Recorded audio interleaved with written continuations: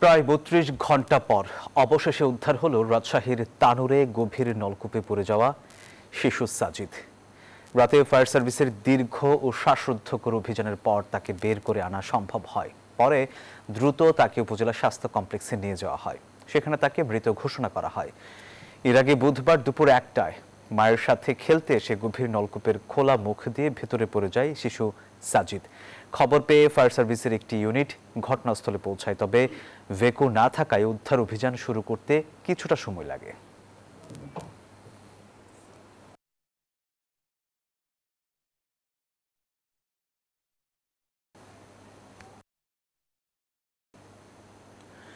দর্শক, এই বিষয়ে আরো খবর জানাতে এই মুহূর্তে রাজশাহী থেকে সরাসরি যুক্ত হচ্ছেন সহকর্মী মতিউর মুর্তজা।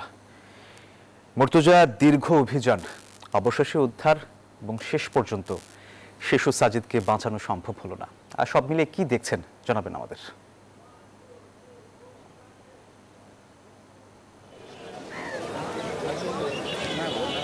শিশু সাজিদের মৃত্যুর ঘটনায় পুরো রাজশাহী জুড়ে শোকের ছায়া নেমে এসেছে। দীর্ঘ প্রায় ৩২ ঘন্টা অভিযানের পরে শিশুটিকে উদ্ধার করে তানোর উপজেলা স্বাস্থ্য কমপ্লেক্সে নেওয়া হয় এবং সেখান থেকে রাজশাহী মেডিকেল কলেজ হাসপাতালে নিয়ে আসার কথা ছিল, কিন্তু এরই মধ্যে তানোর উপজেলা স্বাস্থ্য কমপ্লেক্স থেকে শিশুটিকে মৃত ঘোষণা করা হয়। ফলে তার রাজশাহী মেডিকেল কলেজ হাসপাতালে আর নিয়ে আসা হচ্ছে না। সেখান থেকে তার পরিবারের সদস্যদের কাছে শিশুটিকে হস্তান্তর করা হবে।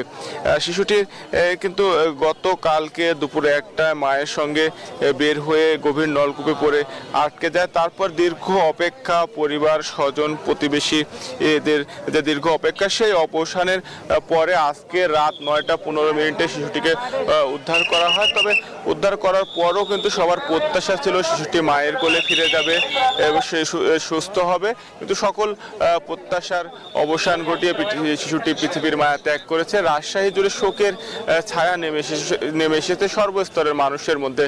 এই ছিল রাজশাহী থেকে সর্বশেষ